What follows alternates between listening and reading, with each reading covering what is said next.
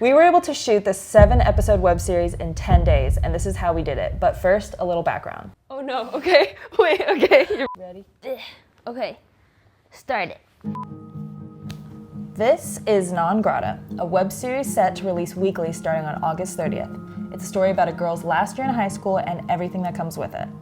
I'm Sabrina. And I'm Katrina, and we're the Yum Schuster sisters and the creators of Grata. We were able to shoot this 7-episode web series in 10 days, and this is how we did it. But first, a little background. This is a show made for Gen Z by Gen Z. Many of these characters' origins are based off of people we knew, and situations are based off of actual things that have happened to us. So we wanted to tell a story that would be relatable enough, that it feels familiar, but crazy enough to actually have fun while watching it. This show originally came about because it was Katrina's last year in high school, and we wanted to do this sort of homage to teen movies since it was the last time she'd be age accurate to play a high schooler.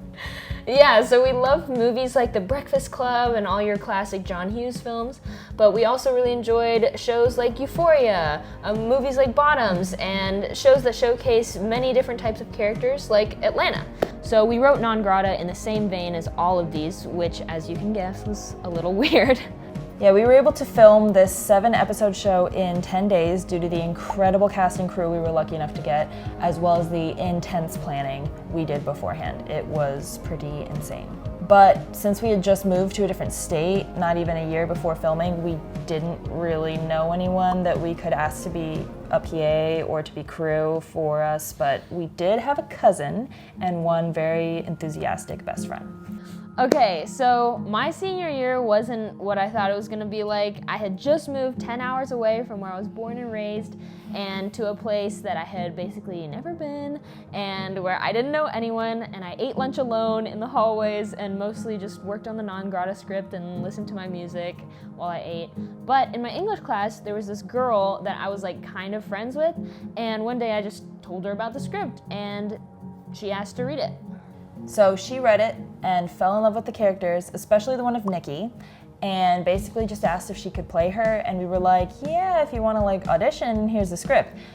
So she came and auditioned with Katrina, and they had a ton of chemistry, so we casted her. And, you know, basically ever since that, she read it, and she started sitting with me at lunch and helping me plan things for production, and which earned her the title of producer and of best friend, and I would have had a much harder time without her, so. Other than her, a majority of our crew was composed of our cousin and his friends from college who were also interested in film. They had a background in film. And we put a call out on Backstage for crew, and we hired one person from there. And the other was a friend from her choir class who was just interested in trying out what it would be like to work on a film set. So yeah, after we had cast our actors and hired crew, a week before we were planning to shoot, after everyone had accepted and understood the schedule, our school location dropped out on us, delaying our production for the foreseeable future. So basically, the school that we had talked to before told us, you guys aren't gonna be able to afford us. It's gonna be around $200 an hour per room, so, which they had never told us before. And so after that we were like, okay. And so I ended up looking up a ton of schools within like a 1-hour radius and just started cold calling them. And this went on for days until we got 2 schools to agree. So it was between a public school and a private school. We were so grateful for that, and we went and toured each school, and after a lot of thought, we went with the private school because they give us a lot more freedom and the ability to come and go as we needed. But because of everyone's schedule, we had to really lock in and decide how we were going to do this. We realized we only had 10 days where everyone would be free, so we had to meticulously plan each shot and allot an amount of time that we were going to spend on it. So that meant that there had to be a lot of one-take wonders. And while she was planning all of this, I had to do props and costumes. So I went to thrift stores to get costumes and props, and I actually had an allergic reaction to the clothes in the store and kept breaking out in hives every time I went. Yeah, we had to alter some of the clothes to fit the actors too, but luckily since our cast and crew are all Gen Z people, all of the actors had most of the clothes we already needed on hand, so that was really helpful. And then production came.